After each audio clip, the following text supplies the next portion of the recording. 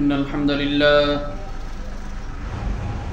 لله نحمده ونستعينه ونستغفره ونؤمن به ونتوكل عليه ونعوذ بالله من شرور أنفسنا من يهد الله فلا مضل له ومن يضلله فلا هادي له ونشهد أن لا إله إلا الله وحده لا شريك له لا وزير له ولا نزير له ولا مثل له ولا مثيل له ونشهد أن سيدنا ومولانا وأولانا محمدا عبده ورسوله أما بعد فأعوذ بالله من الشيطان الرجيم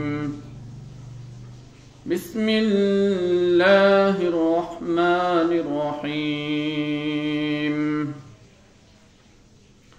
قل هو الله أحد الله الصمد لم يلد ولم يولد ولم يكن له كفوا أحد وقال الله تعالى ومن شر حاسد إذا حسد وقال النبي صلى الله عليه وسلم إياكم والحسد فإن الحسد يأكل الحسنات كما تأكل النار الحطب وقال رسول الله صلى الله عليه وسلم لا تجعلوا بيوتكم قبورا وقال عليه الصلاة والسلام يطلع الله تعالى إلى خلقه ليلة النصف من شعبان فيغفر لجميع خلقه إلا لمشرك أو مشاح أو كما قال النبي صلى الله عليه وسلم بلغ العلا بكماله كشف الدجى بجماله حسنة جميع خصاله صلوا عليه وآله या रब मेरे आंखों में समा जाए मदीना या रब मेरे आंखों में समा जाए मदीना मुद्दत से मेरे दिल में तमन्ना ये मदीना जिन खाक पे चलते हैं शहंशाह दो आलम जिन खाक पे चलते हैं शहंशाह दो आलम और चश्म का सुरमा है मदीने की गली में लगाओ तो लो उससे आगे लगाओ झुकाओ तो सर उसके आगे झुकाओ उसी पर हमेशा भरोसा करो तुम उसी के तलब में मरो जब मरो तुम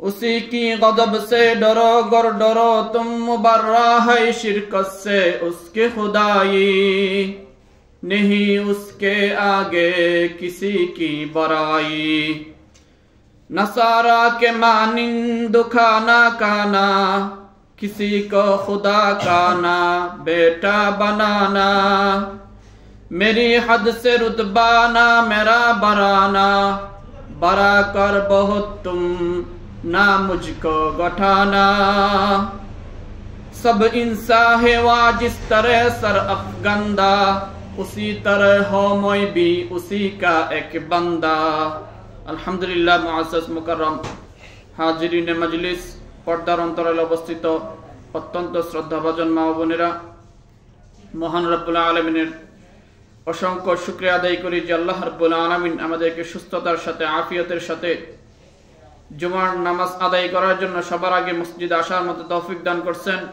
সেজন্য দিল থেকে শুকরিয়া আদায় করি আলহামদুলিল্লাহ।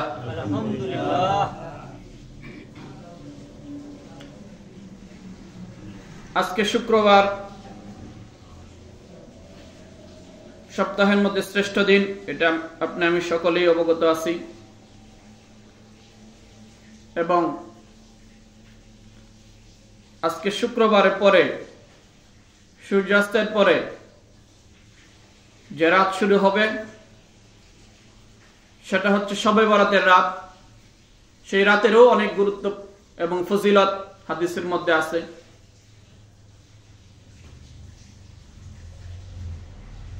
এই রাতকে যাতে আমরা মূল্যায়ন করতে পারি এবং আল্লাহর প্রতিটা হুকুম যাতে মানতে পারি, সেজন্য আমাদের আল্লাহর হুকুমগুলো, আল্লাহর বিধিবিধানগুলো জানা এবং যেভাবে জানবো সেভাবে মানা, সেটাই হচ্ছে কি আসল হেদায়েত। জানলাম না তে মানবো কোত্থেকে, আর জানলাম তে মানলাম না, তাহলে আর মানার অর্থ কি, জানার অর্থ কি? সেজন্য জানতেও হবে, মানতেও হবে। না জানলে মানা যাবে না, আর জেনে না মানলে জানার কোনো অর্থ নাই। সেজন্য আমাদের জানাও দরকার, মানাও দরকার। সেজন্য এবং তাছাড়া এই রাত্র যে আসতেছে এবং যে মাসগুলো চলতেছে, এগুলো রমজানের প্রস্তুতি। রাসূলুল্লাহ সাল্লাল্লাহু আলাইহি ওয়াসাল্লাম হাদিস থেকে বর্ণিত আছে যে রাসূল সাল্লাল্লাহু আলাইহি ওয়াসাল্লাম রজব মাস আসলেই রাসূল সাল্লাল্লাহু আলাইহি ওয়াসাল্লাম দোয়া পড়তেন, আর ইবাদত বন্দেগীর জন্য আরো বেশি মাশগুল হইতেন, আরো বেশি ব্যস্ত হইতেন। আমরা যেরকম কাজ যখন থাকে না, সৃজন থাকে না, তখনও কাজ করি, আর কাজ আসলে তো কোমর বাইন্ধে লাগে, ঠিক না? কাজ আসলে আর নামাজ কালাম, ঈমান আমল কোনো কিছু ধারধারি না, শুধু কাজই করি। আর যদি কাজ না থাকে তাহলে মনে চাইলে একটু নামাজ কালাম আইসা পড়ার চেষ্টা করি। আর কাজ থাকলে আর কোনো কি নাই, নামাজ কালামের আর দরকার নাই, গুরুত্ব নাই। আমাদের অজুহাত তো রেডি, আমরা অজুহাত খুঁজি আল্লাহর হুকুম থেকে বাঁচার জন্য, ঈমান থেকে দূরে থাকার জন্য, আমল থেকে দূরে থাকার জন্য আমরা শুধু কি খুঁজি? অজুহাত খুঁজি। যার কাজ আছে সে কাজের ব্যস্ততা দেখায়, যার চাকরি আছে চাকরির ব্যস্ততা দেখায়, যার দোকানদারি আছে দোকানদারির ব্যস্ততা দেখায়। আর যার কোনো কাজ নাই তাকে বললে বলে আমার কাপড় ঠিক নেই। অজুহাতের কি আর শেষ আছে বলেন? আপনি যত ওয়াজ করেন না কেন, লাস্টে গিয়ে কি বলবে? আজকে আমার গোসল নাই, আজকে আমার কি নাই, কাপড় ঠিক নাই। তাহলে আপনি তাকে যতই ওয়াজ করেন, নামাজে আনতে পারবেন না। কারণ আপনি ওয়াজ করবেন, একটা না পারলে আরেকটা ওয়াজ করবেন, সে একটা না পারলে আরেকটা অজুহাত দাঁড় করে রাখবে, আপনি আনবেন কিভাবে? সেজন্য আনাটা বড় মুশকিল মানুষকে হেদায়েতের পথে। আর তাছাড়া মা বোনদেরকে তো ওয়াজ নসিহতের তেমন সুযোগই হয় না। তাদের সামনে কি আছে? শুধু দুনিয়ায় খোলা আছে, আর টিভি সিনেমা আছে, আর কিছু নাই। আচ্ছা, যাই হোক, আল্লাহর ইজ্জত ওয়াল জালাল রজব মাস এবং শাবান মাসের অনেক গুরুত্ব বর্ণনা করছেন রাসূল সাল্লাল্লাহু আলাইহি ওয়াসাল্লাম। এজন্য নিজে বেশি গুরুত্ব দিচ্ছেন, ফ্যামিলিকে বলছেন, সাহাবায়ে কেরামকে বলছেন, সবাই যার যার তৌফিক অনুযায়ী আমল করার জন্য কোমর বেঁধে রাখছেন। রাসূল সাল্লাল্লাহু আলাইহি ওয়াসাল্লাম হাদিসের মধ্যে আসছে, রজব আসলে আল্লাহ রাসূল একটা বিশেষ দোয়া পড়তেন, আল্লাহুম্মা বারিক লানা ফি রজব ওয়া শাবান ওয়া বাল্লিগনা রমাদান। যে আল্লাহ, আপনি আমাদেরকে রজব মাস এবং শাবান মাসে বরকত দান করুন। কারণ জীবনে বরকতটা অনেক কিছু, ঠিক না? আপনার অনেক টাকা পয়সা আছে, ধন দৌলত আছে, সুস্থতাও আছে, কিন্তু আপনাকে যদি আল্লাহ রাব্বুল আলামিন টাকা পয়সা থাকা সত্ত্বেও যদি অসুস্থতা ফেলে দেন, তাহলে আপনার এই টাকা পয়সা চলে যাবে মুহূর্তে। অথবা ক্ষমতা আছে, ক্ষমতা এটা মুহূর্তে চলে যেতে পারে। ধন দৌলত যে কোনো আকস্মিক বিপদে এসে, বালা মুসিবত এসে ধ্বংস করে দিতে পারে, অথবা আপনার সুস্থতা ছিনিয়ে নিতে পারে। কিন্তু আল্লাহ রাব্বুল আলামিনের কাছে যদি আপনি বরকতের দোয়া করেন, তাহলে আল্লাহ রাব্বুল আলামিন আপনাকে জানে মালে ইজ্জত আবরু সবকিছুতে বরকত দিবেন। আপনাকে বেইজ্জতি থেকে, আপনার মাল হালাক হওয়া থেকে, আপনার অসুস্থতা থেকে আল্লাহ রাব্বুল আলামিন বাঁচায় রাখবেন। এর জন্য আমাদের দোয়া করা দরকার আছে, ঠিক না? অনেকে টাকার গরম দেখে, কয় আমার তো টাকা আছে, ঠিক আছে, আমি টাকা দিয়ে মোকাবেলা করে ফেলবো। এটা হচ্ছে কি? আল্লাহর সাথে দাম্ভিকতা, আল্লাহর রবুবিয়তের সাথে, আল্লাহর ওয়াহদানিয়তের সাথে নিজেকে বরত্ববাদ জাহির করা, এটা ঠিক না। এটা আল্লাহ রাব্বুল আলামিন পছন্দ করেন না।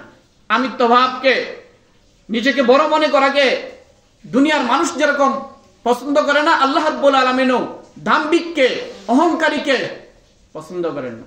সেজন্য আমরা যারা টাকা পয়সা আছে, এজন্য ঈমান আমলের দাহাদারি না, কই আমার টাকা পয়সা আছে, সবকিছু আছে, কিছু দান সদকা করে মসজিদ মাদ্রাসা দিয়ে কি পার পেয়ে যাব, এই একটা চিন্তা ভাবনা মাইন্ডে আপনার আমার থাকে, এগুলো করব না, এগুলো ঠিক না। যাই হোক, তে আল্লাহ রাসূল সাল্লাল্লাহু আলাইহি ওয়াসাল্লাম রজব এবং শাবান মাস থেকে দোয়া করতেন, আর শাবান মাস আসলে বেশি বেশি আরো ইবাদত করতেন, কারণ রজব মাস চলে গেছে, শাবান মাস আসছে মানে রমজান আরো কাছে, সুতরাং ইবাদত আরো বেশি করতে হবে। সেজন্য রাসূল সাল্লাল্লাহু আলাইহি ওয়াসাল্লাম শাবান মাসে অন্যান্য বেলায় যত না ইবাদত বন্দেগী করতেন, এই মাসে আরো বেশি ইবাদত বন্দেগী করতেন। কি ইবাদত বন্দেগী করতেন? বেশি বেশি নফল নামাজ পড়তেন, বেশি বেশি দান সদকা করতেন, বেশি বেশি রোজা রাখতেন। হাদিসের মধ্যে আসছে রাসূল সাল্লাল্লাহু আলাইহি ওয়াসাল্লাম রমজান ব্যতীত, রমজানের বাহিরে শাবান মাসে যে পরিমাণ রোজা রাখছেন আর অন্য কোনো মাসে রাখেন না। আল্লাহ রাসূল সাল্লাল্লাহু আলাইহি ওয়াসাল্লামের আদত ছিল, অভ্যাস ছিল, আল্লাহ রাসূল প্রতি মাসেই 13, 14, 15 তারিখ আরবি মাস অনুযায়ী 13, 14, 15 তারিখ রোজা রাখতেন। এটা সুন্নাত, এটা কি রাসূলুল্লাহর সুন্নাত। কিন্তু এইগুলো আপনার আমার সারা বছর খবর থাকে না। খবর থাকে শুধু ওই মুহররমের 10 তারিখ আসলে অথবা শবে বরাত আসলে খবর হয় যে আজকে মনে হয় একটা রোজা রাখতে হবে, অথচ ওইগুলোর চেয়ে গুরুত্বপূর্ণ হচ্ছে রাসূলুল্লাহর প্রতি মাসে 3 দিন কি রাখা, রোজা রাখা, 13, 14, 15 আরবি মাস অনুযায়ী। সেজন্য আরবি মাসটা কখন আসে কখন যায় এটা হিসাব রাখতে হবে, কারণ এটা তো আমল করতে হয়, আমল করতে হলে ইলম লাগবে। তে ইলম কি? 13, 14, 15 তারিখ আরবি মাসের কখন আসলো, যখনই আসবে তখন রোজা রাখতে হবে, তখন সুন্নাত আদায় হবে। কিন্তু আমি যদি নাই জানি তাহলে আমল করব কিভাবে? যখন তখন তো আমল করলে কি পাওয়া যাবে না, ফজিলত পাওয়া যাবে না, এমনি রোজার সব পাওয়া যাবে। কিন্তু 13, 14, 15 তারিখ নফল রোজা রাখলে এটা রাসূলুল্লাহর অভ্যাসের সাথে মিলবে, এটা সুন্নাত একটা আদায় হবে, জিন্দা হবে। আল্লাহ রাসূল সাল্লাল্লাহু আলাইহি ওয়াসাল্লাম বলেন, মান আহাব্বা সুন্নতি ফাকাদ আহাব্বানি ওয়া মান আহাব্বানি কানা মাই ফিল জান্নাহ। রাসূল বলেন যে আমার সুন্নতকে ভালোবাসলো সে আমাকে ভালোবাসলো, যে আমাকে ভালোবাসলো হাসরে আমার সাথে থাকবে। এটা অনেক ফজিলতের ব্যাপার না? ফজিলতের ব্যাপার, গুরুত্বের ব্যাপার। আল্লাহ রাসূল সাল্লাল্লাহু আলাইহি ওয়াসাল্লাম হাদিসের মধ্যে বলেন, মান তামাসসাকা বিসুন্নতি ইনদা ফাসাদি উম্মতি ফালাহু আজরু মিআতি শাহীদ।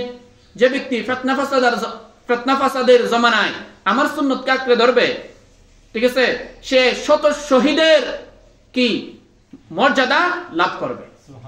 সুতরাং ফিতনা ফাসাদের জামানায় সুন্নতের কোনো ধারদারি না। আপনি কোথায় কোন সুন্নত আছে, কোনো ধারদারি না। বিশেষ করে দেখেন নফল প্রতি মাসে 3টা রোজা রাখতে হয়, এগুলো কি আমি বেশি জানি না। কখন? শুধু ওই শবে বরাত আসলে জানি একটা রোজা রাখতে হবে, অথচ ওই শবে বরাতে রোজা রাখতে হবে কিনা এই ব্যাপারে উলামায়ে কেরামের বিশাল মতানৈক্য আছে। অর্থাৎ কেউ বলছে এই শবে বরাতকে কেন্দ্র করে রোজা রাখা যাবে না, কেউ বলছে রাখা যাবে। এখন রাখা যাবে কি যাবে না এটা নিয়ে একটা ডিসাইড মানে সিদ্ধান্তে পৌঁছতে হবে, ঠিক আছে। উলামায়ে কেরাম এই মতানৈক্য করে কি একটা সিদ্ধান্তে পৌঁছতে হবে। আপনি বলবেন যে হুজুর কোরআনে তো লেখা আছে, হাদিসে লেখা আছে। আরে নাই, আপনি যেভাবে সহজ মনে করতেছেন ওইভাবে লেখা নাই। কারণ কোরআন হাদিস ওইভাবে আপনার আমার কাছে চলে আসছে কিভাবে? আকাশ থেকে আল্লাহ আমাকে প্রতিদিন দিতেছে, এটা সংরক্ষণ করতে হয়েছে যুগের পর যুগ। এখানে কাফের মুশরিক বেদিন ইসলামী অবশক্তিগুলো এই কোরআন হাদিসকে ধ্বংস করার জন্য বিভিন্ন পায় তারা ষড়যন্ত্র তারা করছে। এগুলাকে রক্ষণ করার জন্য, এগুলোকে হেফাজত করার জন্য অনেক ত্যাগ তিতিক্ষা, জেল জুলুম এবং জীবন দিতে হয়েছে, এরপরে এগুলো রক্ষা হয়েছে। এগুলোর মধ্যে ভেজাল ঢুকাই দিছে, কোনটা হাদিস না, এগুলো নিয়ে কি অনেক আমরা কি দ্বিধার মধ্যে পড়ে যাই। যারা কি এগুলো নিয়ে একটু রিসার্চ করি, গবেষণা করি, একটু ঘাটাঘাটি করি, আপনি মনে করবেন তো মনে হয় শবে বরাতের রোজা এইভাবে এত সহজ, বা রমজান এইভাবে এত সহজ, কোরআন কিভাবে হেফাজত হইলো, কোরআন এই পর্যন্ত কিভাবে আসলো, এটা আপনার আমার কি নাই, এই ইতিহাস জানা নাই, জানার প্রয়োজনও নাই, ঠিক আছে। আমি শুধু দিবস কেন্দ্রিক, ঠিক আছে, 12 মাসে 13 পূজা বলে না হিন্দুরা, ওদের মতো ওই যে কিছু দিবস কেন্দ্রিক কিছু ইবাদত বন্দেগী কইরা নিজের দায়িত্ব কি মুসলমানিত্ব কি করি আদায় করে নেই, ঠিক আছে। মন যখন চায় তখন কিছু ইবাদত বন্দেগী করি, হইলে ইসলামের মোতাবেক হোক, না হইলে না হোক, আপনার আমার কি নাই, এগুলার তোয়াক্কা নাই, ঠিক আছে। এজন্য এইগুলা করবো না। রাসূল সাল্লাল্লাহু আলাইহি ওয়াসাল্লাম বেশি গুরুত্ব দিবেন, ঠিক আছে, এই শাবান মাসকে বেশি রোজা রাখছেন এই শাবান মাসে, ঠিক আছে। 13, 14, 15 তারিখ, 13, 14, 15 তারিখে বাস্তব আমি করিও নাই, ঠিক আছে। 13 তারিখ চলে গেছে, 14 তারিখেও আজকে যাচ্ছে গা। যারা রোজা রাখছে আলহামদুলিল্লাহ ভালো, ঠিক আছে। অনেক মা বোনরা রাখছে, মহিলারা রাখে। আমার আম্মা তো আমাকে আরো 2 সপ্তাহ আগে থেকে বলতেছে শাবান মাসে রোজা কবে রাখতে হবে, শবে বরাতের রোজা। কয়টা রাখতে হবে? অনেকে জিজ্ঞেস করে। এর জন্য আমাদের মা বোনরাও অনেকে জিজ্ঞেস করে। আমাকে তো অনেকে জিজ্ঞেস করতেও পারবে না এই মহল্লায়, পারবে? কারণ মহিলা তো আসতে পারবে না, আপনারা তো জিজ্ঞেসও করবেন না, ঠিক আছে? এর জন্য ওনাদেরকে কিছু ওয়াজ নসিহত করা। ওনারা যেহেতু ঘরে থাকে, কাম কাজ নাই, রোজা রাখতে সহজ, সেজন্য যারা রাখছেন আলহামদুলিল্লাহ, যারা রাখতে পারেন নাই, ঠিক আছে, প্রতি মাসে আরবি মাস কখন 13, 14, 15 তারিখ হয়, আপনি এটা মোবাইল থাকলে মোবাইলে একটা অ্যাপস ডাউনলোড করে রাখবেন, মুসলিম ডে। এটা আমি বারবার বলি, এটার মধ্যে আরবি মাস, বাংলা মাস, ইংলিশ মাস, সব মাস আছে।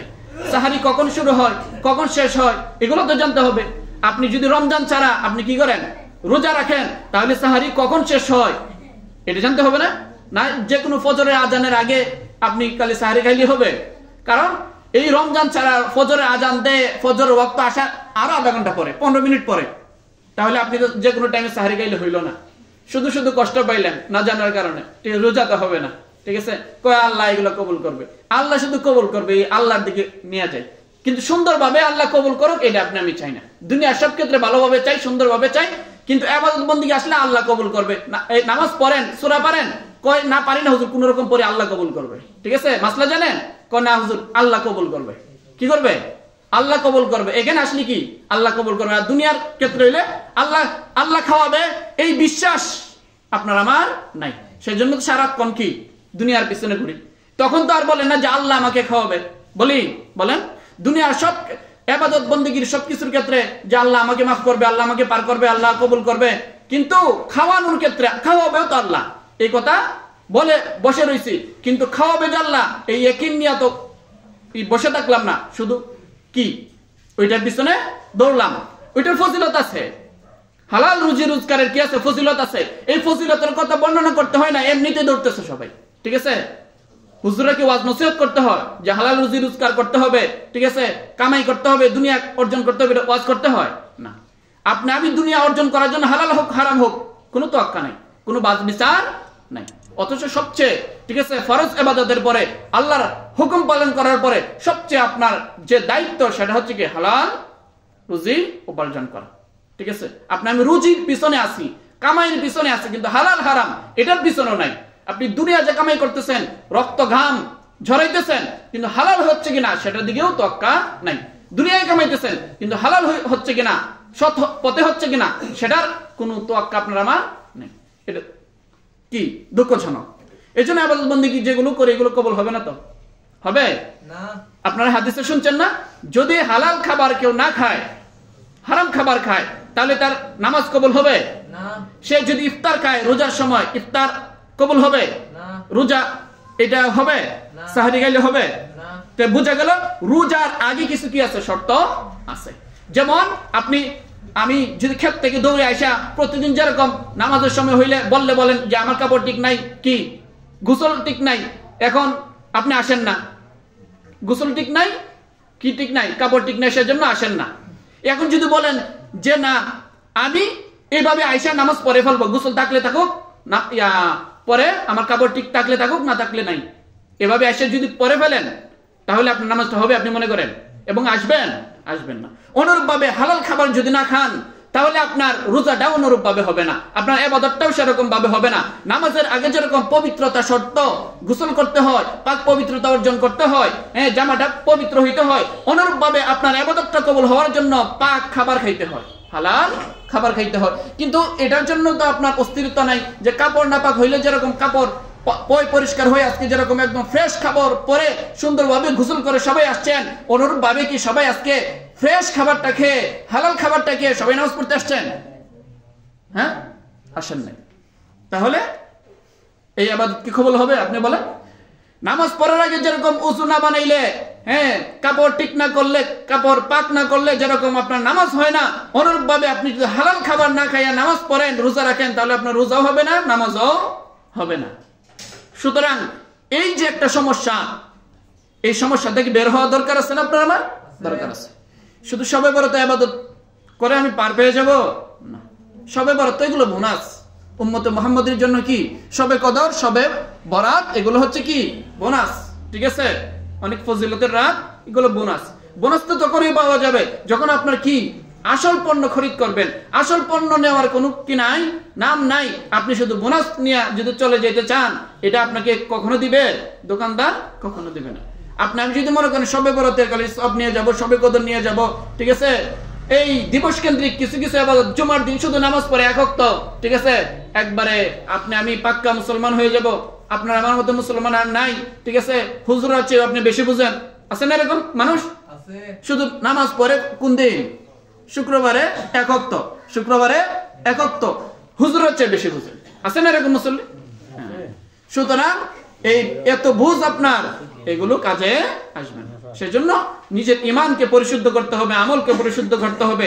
আর ইমান আমলকে পরিশুদ্ধ করার জন্য রমজান আসতেছে, সেটার জন্য আল্লাহ রাসূল সাল্লাল্লাহু আলাইহি ওয়াসাল্লাম বারবার কি করছেন? সতর্ক করছেন উম্মতকে। এই যে দিবস আসতেছে, এই যে রাত আসতেছে, শবে বরাত, তাওবাতিল্লাহ কি রাত, আল্লাহ রাসূল সাল্লাল্লাহু আলাইহি ওয়াসাল্লাম যে হাদিস পড়লাম ওই দিন আল্লাহ রাসূল সাল্লাল্লাহু আলাইহি ওয়াসাল্লাম, গত সপ্তাহে বলছি যে আল্লাহ রাসূল সাল্লাল্লাহু আলাইহি ওয়াসাল্লাম ওইখানে কি বলছেন? ইবাদত বন্দেগী করার কথা বলেন নাই, ইবাদত বন্দেগী করার কথা বলেন নাই শবে বরাতে।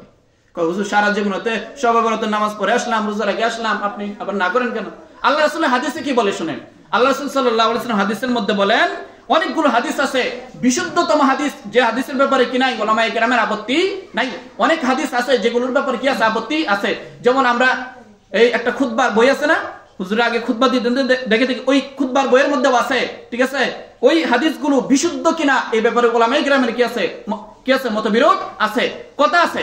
কিন্তু এই হাদিস যেটা পাঠ করছে এই ব্যাপারে কি নাই? আপত্তি নাই। হাদিস বিশারদগণ যারা হাদিসের ব্যাখ্যা লিখছেন বা হাদিস গবেষণা করছেন, তারা বলছেন এই হাদিসটা সত্য, অর্থাৎ এটা রাসূলে বলছেন, এর ব্যাপারে কোনো কি নাই? আপত্তি নাই। আল্লাহ রাসূল সাল্লাল্লাহু আলাইহি ওয়াসাল্লাম বলেন, ইয়াত্তালিউল্লাহু তাআলা ইলা খালকিহি লাইলাতান নিসফি মিন শাবান, যে আল্লাহ পাক রব্বুল আলামিন শবে বরাতের রাত্রে, যেটাকে আরবি পরিভাষায় লাইলাতুন নিসফি মিন শাবান বলা হয়, ঠিক আছে, ওই রাত্রে আল্লাহ রাব্বুল আলামিন উদয় হন বান্দার দিকে, বান্দার দিকে মনোনিবেশ করেন, বান্দার দিকে নেমে আসেন, অর্থাৎ দুনিয়া আসমানে নেমে আসেন। আল্লাহ রাব্বুল আলামিন আরশ আজিম থেকে কোথায় নেমে আসেন? দুনিয়া আসমানের দিকে নেমে আসেন। অথবা আল্লাহ রাব্বুল আলামিন বান্দার দিকে মনোযোগী হন, কিসের জন্য? বান্দাকে মাফ করে দেওয়ার জন্য। এরপরে হাদিসের মধ্যে আছে, ফায়াগফিরু লি জামিই খালকিহি ইল্লা লিমুশরিকিন আও মুশাহিন।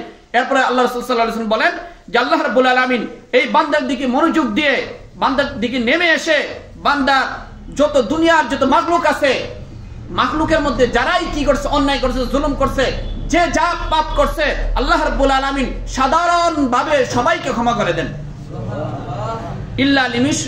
ইল্লা লিমুশরিকিন আও মুশাহিন। কিন্তু এই হাদিসের মধ্যে আছে শুধু মুশরিককে ক্ষমা করেন না এবং মুশাহিনকে ক্ষমা করেন না। মুশরিক বলা হয় কাকে? যে আল্লাহ রাব্বুল আলামিনের রুবুবিয়তের সাথে, অর্থাৎ আল্লাহ ছাড়া আর কোনো আল্লাহ মানে। আমরা যেরকম আল্লাহ রাব্বুল আলামিনের ইবাদত বন্দেগী করি, অনুরূপ কি আর কোন মাবুদের ইবাদত বন্দেগী করি না। কারণ আমরা জানি কুল হুয়াল্লাহু আহাদ, রব একমাত্র কে? আল্লাহ। এই রবের সাথে আর কোনো শরীক নাই, সেজন্য আমরা শিরিক করি না, সেজন্য আমরা শিরিক করি না। আমাদের মালিক একমাত্র কে? আল্লাহ। আমাদের খালিক কে? রিজিকের মালিক কে? সন্তান দেওয়ার মালিক কে? সন্তান নেওয়ার মালিক কে? সুখে রাখার মালিক কে? দুঃখে রাখার মালিক কে? সুস্থতা দেওয়ার মালিক কে?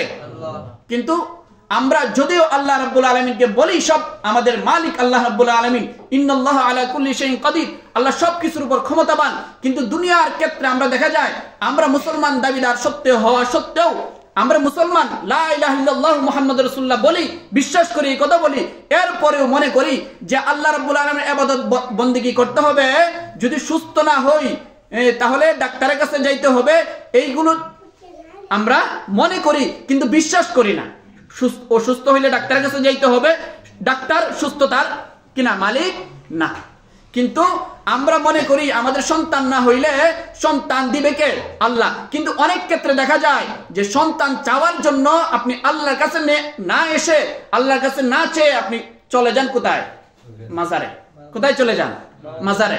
এটা কি শিরক হইল না? হয়েছে কিনা বলেন? সন্তান দেওয়ার মালিক একটু আগে আপনি বলছেন কে? আল্লাহ। এখন যে আপনি আবার গেলেন মাজারে, তে বোঝা গেল আল্লাহ না, মাজারওয়ালা। কে? মাজারওয়ালা। এজন্য আল্লাহ রাব্বুল আলামিন বলেন এই শিরকের গুনাহ কি করব না। যারা শিরক করে, মুসলমান নাম দিলে হবে না তো, কামে ডাকতে হবে। ঠিক না? আপনার নামে এবং কামে মিল থাকলে আপনি মুসলমান, ঠিক আছে? আপনি নাম দিচ্ছেন আপনার নাম ডাক্তার, কিন্তু ডাক্তারই জানেন না। আপনি নাম দিচ্ছেন আলেম, কিন্তু এলেম নাই। আপনি নাম দিচ্ছেন ইঞ্জিনিয়ার, কিন্তু ইঞ্জিনিয়ার কিছু জানেন না। আপনি কৃষক নাম দিচ্ছেন, কিচ্ছু কৃষি জানেন না। তাহলে হবে? নামে কামে মিল থাকতে হবে। আপনি বলছেন আল্লাহ রাব্বুল আলামিনই আমাদেরকে কি দেন? সন্তান দেন।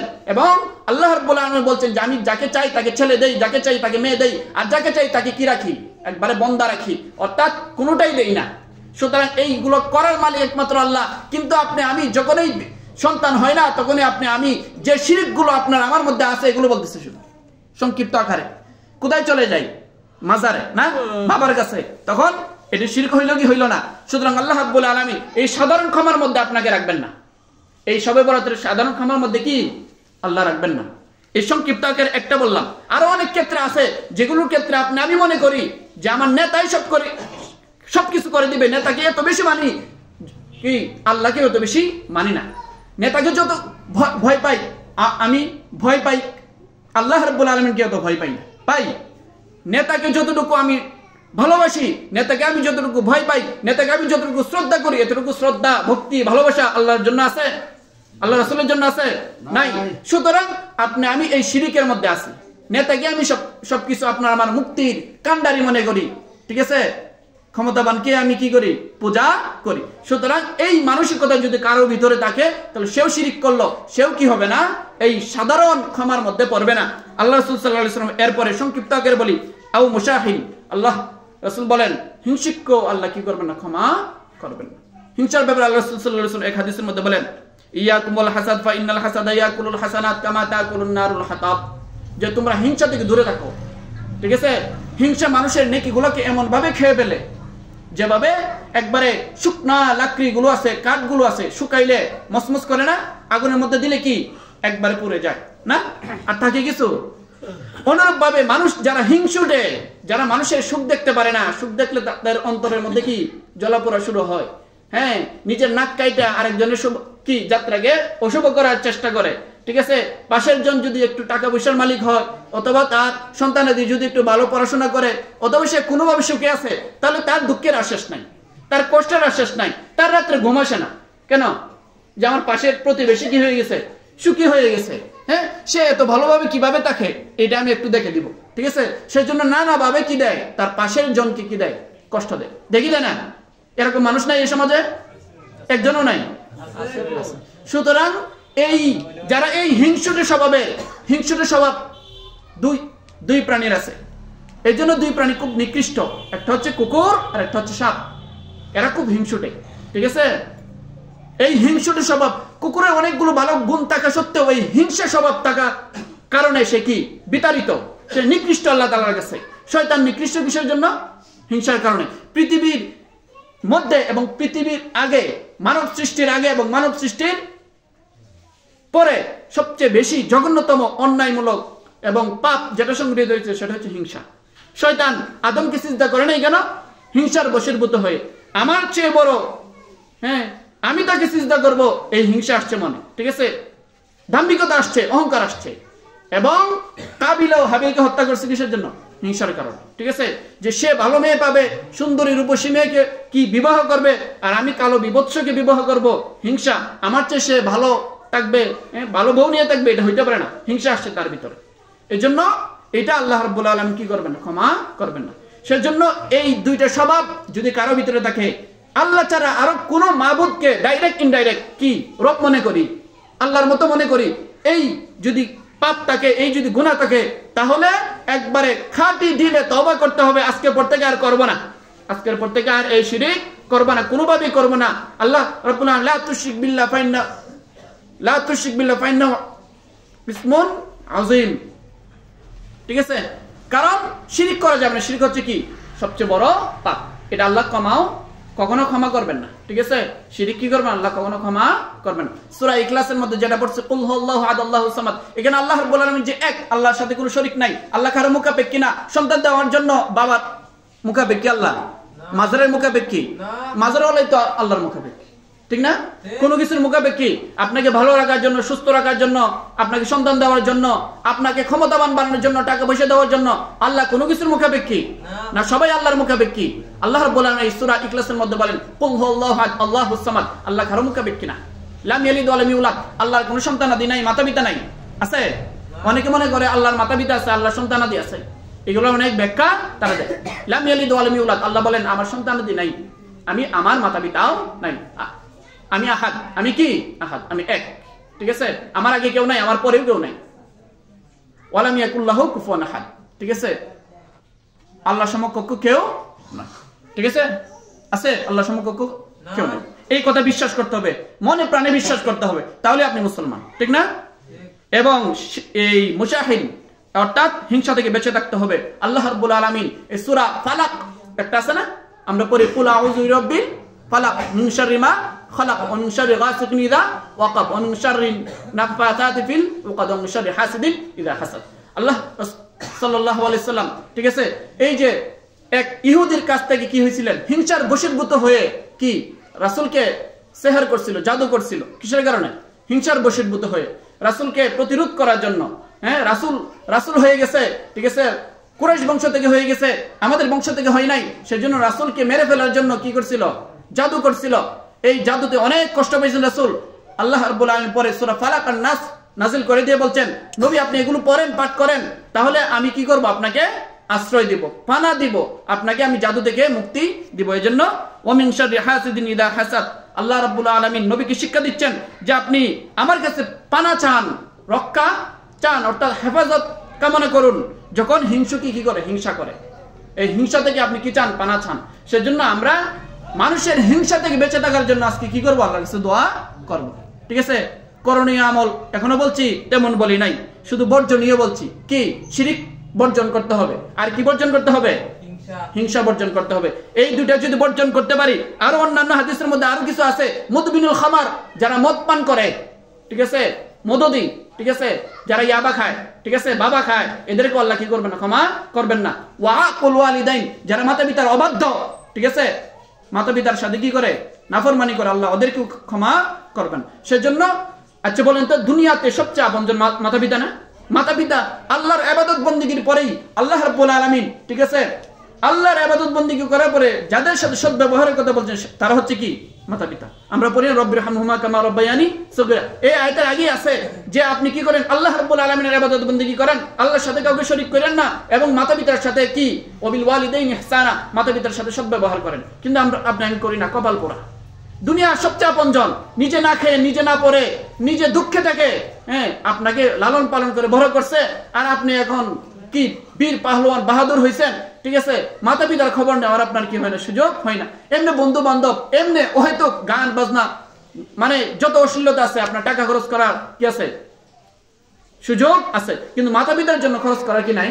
সুযোগ নাই। এই জন্য কপাল পোড়া আপনার। এই জন্য এই বিষয়গুলো খেয়াল করবো। মাতা পিতার সাথে যদি কেউ অন্যায় অসদাচরণ করে থাকি, মাতা পিতার কাছে মাপ চাইবো। মাতা পিতার কাছে মাপ চাইলে ছোট হয় মানুষ? মাতা পিতার দোয়া সবচেয়ে বড় দোয়া, বুঝেন নাই? বরকতের দোয়া, ঠিক আছে, আপনার জীবন উন্নতির দোয়া। মাতা পিতার যদি বদদোয়া করে তাহলে জীবন শেষ। ঠিক আছে? আপনি সুখী হইতে পারবেন না, দুনিয়াতেও না, আখিরাতেও না। আপনার দুনিয়াও বরবাদ, আখিরাতেও কি বরবাদ। সেজন্য গুরুত্বপূর্ণ যে বিষয়গুলো বললাম, ঠিক আছে, হিংসা করা যাবে না, শিরিক করা যাবে না। শিরিক আল্লাহ কখনো ক্ষমাও করবেন না। আর হিংসা কেন ক্ষমা করবেন না? কারণ হিংসা হচ্ছে কি? বান্দার প্রতি অন্যায় করছেন, জুলুম করছেন, এবং বান্দার হক নষ্ট করছেন। আল্লাহ বান্দার হকও নষ্ট করবেন না। বান্দার হক নষ্ট করলে এটা কি করবেন না? ক্ষমা করবেন না। ঠিক আছে? বান্দার হক আল্লাহ এমনিতেও কি করবেন না? ক্ষমা করবেন না। বান্দার টাকা খাইছেন, ঠিক আছে, বান্দাকে কষ্ট দিচ্ছেন, জায়গা জমি দখল করছেন, এগুলো আল্লাহ কোন অবস্থায় কি করবেন না। এই হাদিসের মধ্যে যদিও নাই যে আল্লাহ কি যে ওদেরকে ক্ষমা করবেন না, কিন্তু অন্য হাদিসের মধ্যে আছে আল্লাহ যে বলছেন সব মাফ করে দিবেন, অন্যান্য পাপের কথা আছে মাফ করে দিবেন। এই অন্য হাদিসের মধ্যে আছে বান্দার হক আল্লাহ কি করবেন না? কোন অবস্থাতে মাফ করবেন না। কোন অবস্থাতে কি করবেন না? মাফ করবেন না। তো বান্দার হক যদি আমি খেয়ে থাকি, ওহার হক খেয়ে ফেলি না, জুলুম জবর দখল এগুলো আপনার আমার সমাজে আছে। বিশেষ করে যারা এখানে কাজ করে, ঠিক আছে, কাজ টাজ করে টাকা দেয় না, ঠিক আছে, এই ব্যাপারগুলো আপনার আমার মধ্যে আছে। এই জন্য এই জুলুম করা যাবে না, মানুষের টাকা পয়সা মেরে খাওয়া যাবে না। এই বিষয়গুলো আমরা খেয়াল রাখবো। আর রাত্রে কি ইবাদত বন্দেগী করবো? ইবাদত বন্দেগী না, বেশি বেশি তওবা পড়ব। বেশি বেশি কি পড়ব? আল্লাহ যেহেতু মাফ করে দিবেন, ইস্তেগফার পড়ব। কি পড়ব? ইস্তেগফার পড়ব, বেশি বেশি তওবা করব। আল্লাহ যত পাপ করছি, শিরিক, বেদাত, কুফর, যত বেদাত, যত জেনে না জেনে সবগুলো থেকে আল্লাহ তওবা করতেছে। খাস দিলে তওবা করব, বেশি বেশি ইস্তেগফার করব, বেশি বেশি দুরূদ পড়ব, আর বেশি বেশি কান্নাকাটি করব। ঠিক আছে? আর বিশেষ কোনো ইবাদত নাই, কেউ মন চাইলে নামাজ পড়ব, মন চাইলে কি পড়ব? নামাজ পড়ব। ওইভাবে পড়ার কথা নাই, কিন্তু আমি যেহেতু পড়ি না, নামাজ পড়ি না, একটা অভ্যাস হওয়ার জন্য ওলামায়ে কেরাম অনেক সময় উৎসাহ প্রদান করতেন আপনাদেরকে, যে ওই দিন আইসাও যদি বান্দাটা একটু নামাজ পড়ে, আল্লাহর কাছে কান্নাকাটি করে, এই উসিলা তার জীবনটা একটু পরিবর্তন হইতে পারে। এই উসিলায় দুইটা কথা যদি শুনে মানুষকে ডাইকে আনা যায় না দিনের কাছে, এই দিবস কেন্দ্রিক কিছু আসে, এই শুনেও যদি পরিবর্তন হয়, সেজন্য ওলামায়ে কেরাম মূলত শবে বরাতের সময় অনেক সময় আগে কি করতেন, বলতেন যে আপনারা আচ্ছা আইসেন শবে বরাতের এই ফজিলত। ঠিক আছে? অনেক সময় ওলামায়ে কেরাম অনেকে বিজ্ঞ ওলামায়ে কেরাম ছিলেন না, সেজন্য অনেক কি জাল হাদিস, যেগুলো মানে গবেষণা করার মতো তাদের ওই রকম এলেমও ছিল না, সেজন্য তারা যতটুকু জানছেন সেই অনুপাতে আপনাদেরকে বলছেন, গাইডলাইন করছেন। এখন ওলামায়ে কেরাম আরো সচেতন, আরো দক্ষ, আরো বিজ্ঞ। ঠিক আছে? আপনারা প্রয়োজনে ইউটিউবে সার্চ দিয়ে দেখবেন শবে বরাতের আমল কি, দেখবেন শেখ আহমদুল্লাহর ওয়াজ চলে আসবে, আমাদের অলিপুরি হুজুরের ওয়াজ চলে আসবে, মিজানুর রহমান আজহারির ওয়াজ চলে আসবে। দেখবেন দক্ষ বিজ্ঞ যারা কি আছেন, ওলামায়ে কেরাম আছেন বাংলাদেশে, তারা দেখবেন আপনাদেরকে অনেক ওয়াজ নসিহত করবে যে কি ইবাদত বন্দেগী করবেন। ইবাদত বন্দেগীর বিশেষ কোনো পদ্ধতি কাইফিয়ত নাই শবে বরাতে, যেগুলো আছে সেগুলো করে না। প্রতি ওয়াক্ত নামাজের কথা আছে কি আছে না? আছে। না পড়লে মাইর দিতে হবে, বন্দি করে রাখতে হবে, পিটা দিতে হবে, 3টা করে বেত্রাঘাত করতে হবে, 3 দিন পর্যন্ত বন্দি রাখতে হবে, এরকম শাস্তির কথা কি আছে কোরআন হাদিসের মধ্যে। কিন্তু ওইগুলো ওলামায়ে কেরাম ওয়াজ নসিহত কইরে মানতে পারেন না, আর শবে বরাতে নাই, তারপরে আয়েশা বেরিয়ে যায়, আয়েশা কি বেরিয়ে যায়। ঠিক আছে? ওই দিন যদি ওই রাত্রে যদি আজকে জুমার নামাজ পড়লেন, আসর নামাজ পড়লেন, মাগরিব পড়লেন, এশা পড়লে যদি ঘুমায় যান, ফজর আয়েশা পড়েন, তাহলে আপনি ঘুমায় থাকলে আল্লাহ মাফ করে দিবেন। আল্লাহ কি এখানে কোনো শর্ত করছে যে আল্লাহ ইবাদত বন্দেগী করলে মাফ করে দিবেন, না হয় মাফ করবেন না? এরকম কথা আছে হাদিসের মধ্যে? যেটা পড়লাম, যে হাদিসের অর্থ বললাম, এইটাই অর্থ। এটার মধ্যে কি আর কোনো বিশেষ আছে যে 4 রাকাত নামাজ পড়তে হবে, 10 রাকাত নামাজ পড়তে হবে, এরকম আছে না? আল্লাহ অটোমেটিক ক্ষমা করে দিবেন কাদেরকে? যারা মানে ইবাদত বন্দেগী করে, এর মধ্যে কিছু ত্রুটি বিচ্যুতি হয়ে যায়। বুঝেন নাই? একজন কি শ্রমিকের কাজ করার মধ্যে কি ভুল ত্রুটি হয়। একজন শিক্ষক শিক্ষকতা করে, তার পড়ানোর মধ্যে ত্রুটি বিচ্যুতি হয়। একজন কর্মচারী কর্ম করে, এখানে কি মালিকের আন্ডারে থাকা অবস্থায় তার কিছু ভুল ত্রুটি হয়, আল্লাহ এগুলো ক্ষমা করে দিবেন। আমরা যেহেতু আল্লাহর বান্দা গোলাম, ঠিক আছে, সেজন্য আল্লাহ আমাদের জীবনে চলতে গিয়ে নবী রাসূল ছাড়া সবার পাপ হয়, গুনাহ হয়, এগুলো আল্লাহ রাব্বুল আলামিন সাধারণভাবে কিছু কি করে দেন, ক্ষমা করে দেন। বিদেশে যারা থাকে, অবৈধভাবে থাকলে তাদেরকে একটা সরকার কি দেয়, অনুমতি দেয় যে এই যারা আসো এতদিনের মধ্যে তোমরা একামা লাগাই ফেলাও, তাহলে তোমাদেরকে সাধারণ ক্ষমা ঘোষণা করবো। ঠিক আছে? তোমাদের আর ধরপাকড় হবে না। এরকম আর কি আল্লাহ বিশেষ বিশেষ কিছু অফার দেন, এগুলো মাফ করে নেওয়ার জন্য, আমাদের দিলকে আরো পরিচ্ছন্ন করার জন্য, রমজানের জন্য আরো প্রস্তুতি নিয়ে, আরো স্বচ্ছ ঈমান নিয়ে, আরো শক্তিশালী ঈমান নিয়ে, আরো সুন্দরভাবে রিপ্রেজেন্ট করার জন্য, রমজানকে আপনি স্বাগত জানানোর জন্য আল্লাহ আপনাকে আর একটু পরিশুদ্ধ করেন, যাতে আপনি সুন্দর স্বচ্ছভাবে রমজানটা কাটাইতে পারেন। বুঝতে পারছেন? সেজন্য রমজানের এগুলো প্রিপারেশন স্বরূপ, ভূমিকা স্বরূপ আপনাকে কি করতেছেন আল্লাহ এই রজব এবং শাবান মাসে তৈরি করতেছেন। সেজন্য আপনার আমার উচিত এখন থেকে তওবা করে, আল্লাহ আগে যা ইবাদত বন্দেগী করতে পারি নাই, যা হ্যাঁ ভুল করছি, আল্লাহ আজকে থেকে তওবা করলাম, এখন থেকে তওবা করলাম, জুমা থেকে তওবা করলাম, আল্লাহ আর নামাজ ছাড়বো না, আল্লাহ আর কোনো বান্দার হক নষ্ট করবো না, আর শিরিক করবো না, আমার জীবন সুখে যাক দুঃখে যাক, আমি কোনো বান্দার কাছে হাত পাতবো না, খোদা তোমার মতো আর কাউকে মনে করবো না, কোনো ক্ষমতাবান নেতাকে মনে করবো না, হ্যাঁ কোনো বিত্তশালীকে মনে করবো না, আর কোনো মাজারের কাছে যাবো না। আল্লাহ সব কিছুর বিনিময়ে আমি সুখে থাকি দুঃখে থাকি তোমার কাছে ফিরে আসবো। ওই আল্লাহর কাছে যদি এইভাবে আপনি হাজির হইতে পারেন, তাহলে আল্লাহ আপনার দিকে সদয় দৃষ্টিতে তাকাবেন। আর যদি বাবার কাছে যান, তাহলে আল্লাহ কি আর খুশি হবে? কোনো নারী যদি সাজসজ্জা করে, হ্যাঁ অন্য পুরুষকে দেখানোর জন্য যায়, তাহলে স্বামী খুব খুশি হবে? খুশি হবে না। কেন? কারণ স্বামী গুসা হয় কেন? কারণ এই গুসা হওয়ার অধিকার তার আছে কি আছে না? কারণ সে আপনাকে ভরণ পোষণের কি দেয়, সবকিছু দেয়, আপনাকে সাজগুজের সবকিছু দেয়, সাজগুজ যা করবেন স্বামীর জন্য করবেন।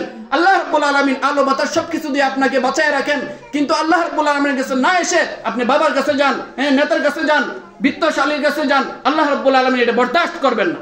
সুতরাং এই শিরিক আল্লাহ বরদাস্ত করবে না। সেজন্য এই নেচার যার ভিতরে আছে, যে আমি নেতাকে যেরকম ভক্তি করি, শ্রদ্ধা করি, ভালোবাসি, যেরকম ভয় পাই, ওরকম খোদাকে ভয় পাই না, আল্লাহকে ভয় পাই না, তাহলে তো আমি মুশরিক, মনে মনে মুশরিক হয়ে গেছি, ভিতরে ভিতরে মুশরিক হয়ে গেছি, এত সন্দেহ আছে কোনো? সন্দেহ আছে? নাই। আল্লাহকে আপনি ভয় পাইলেন না, হ্যাঁ, আপনি নেতাকে ভয় পাইলেন, আপনি আল্লাহকে শ্রদ্ধা করলেন না, ভালোবাসলেন না, দিনের প্রতি মায়া মহব্বত নাই, আপনি নেতাই সব কিছু, আপনার বিত্তশালী সব কিছু, যে 2 পয়সা দেয় সেই সব কিছু। সুতরাং আপনি আল্লাহকে বাদ দিয়ে তার জন্য আপনি নামাজ ছেড়ে দেন, আপনি ঈমান ছেড়ে দেন, আপনি চা খেয়ে আপনি সুরকে কি দেন, ভোট দেন, হ্যাঁ, ডাকাতকে কি করেন, নেতা বানান, এইটা আল্লাহ রাব্বুল আলামিন ক্ষমা করবেন না। সেজন্য সর্বক্ষেত্রে আমরা যাতে সবল মুসলমান হইতে পারি, শক্তিশালী মুসলমান হইতে পারি, সেজন্য আমাদের প্রিপারেশন নিতে হবে। রমজান যাতে আমি সুন্দরভাবে কাটাইতে পারি। হ্যাঁ, আপনি আজকে রাত্রে ইবাদত বন্দেগী যতটুকু পারেন করবেন, তওবা করবেন, ইস্তেগফার করবেন, আর বেশি করে মুর্দাদের জন্য মাফ চাইবেন, কারণ তারা আর মাফ চাইতে পারবে না। যারা মরে গেছে মাফ চাইতে পারবে? তারা হয়তো পাপ করে গেছে, গুনাহ করে গেছে, মাফ চাইতে পারবে না। আপনার মা মারা গেছে, বাবা মারা গেছে, ভাই মারা গেছে, অনেক পাড়া প্রতিবেশী মারা গেছে, সবার জন্য মাপ চাইবেন। তাদের মাপ চাওয়ার আর কি নাই, ক্ষমতা নাই, তারা হয়তো মাপ চাইতে পারে নাই, আপনাকে রেগে গেছে, আপনি সৎ উত্তরাধিকারী হিসেবে আপনি তাদের জন্য মাপ চান, আল্লাহ আপনার মাপ চাওয়ার উসিলায় তাদেরকেও মাফ করে দেবেন ইনশাআল্লাহ। সেজন্য এগুলো করবেন তো ইনশাআল্লাহ। এই মুর্দাদের জন্য মাপ চাইবেন, নিজের জন্য মাপ চাইবেন, সবাই যাতে সুন্দরভাবে সুন্দর সমাজ নির্মাণ করতে পারি, সেজন্য সবার সুখের জন্য কি করবেন, দোয়া করবেন। কেউ দুঃখে পড়ুক, কেউ কষ্টে পড়ুক, অসুস্থতায় পড়ুক, কেউ অনিষ্টতায় পড়ুক, হ্যাঁ, একজন আরেকজনকে কি আঘাত করুক, এই মানসিকতা রাখবেন না। একদম ফ্রেশ মনে আসবেন, সবার জন্য কি আপনি আসবেন। সবার সুখে হাসবো আমি, কাঁদবো সবার দুঃখে, নিজের খাবার বিলিয়ে দিব অনাহারীর মুখে। আমার বাড়ি ফুল বাগিচা, ফুল সকলের হবে, আমার ঘরে মাটির প্রদীপ আলোক দিবে সবে। কত সুন্দর কবিতা না? এই হাদিসের কথাগুলো এখানে উনি জসিমউদ্দিন ওনার কবিতার মধ্যে আনছে, অনেক সুন্দর কবিতা। ঠিক আছে, এগুলো ঠিক আছে নিজে শিখবেন, ঠিক আছে, এগুলো বলবেন, এগুলো বললেও ভালো লাগে, পড়লেও ভালো লাগে। ঠিক আছে, আগডুম বাগডুম গোড়ার ডিম না পড়ে এগুলো পড়বেন। এগুলো আপনাকে কি দেয়? সুন্দর মানুষ হওয়ার শিক্ষা দেয়। আল্লাহ রাব্বুল আলামিন সবাইকে এই সবে বরাতকে এবং কবুল করুক, এবং আমাদের সব ইবাদত বন্দেগীকে কবুল করুক, এবং আমাদের যে দান সদকাগুলো আছে এই সবগুলোকে কবুল করুক। আল্লাহ সবাইকে সুন্দরভাবে সুন্দর সমাজ নির্মাণ করার মতো, সবাইকে সুখে থাকার মতো আল্লাহ রাব্বুল আলামিন আমাদেরকে তৌফিক দান করুন। ওয়া আখির দাওয়ানা আলহামদুলিল্লাহি রাব্বিল আলামিন।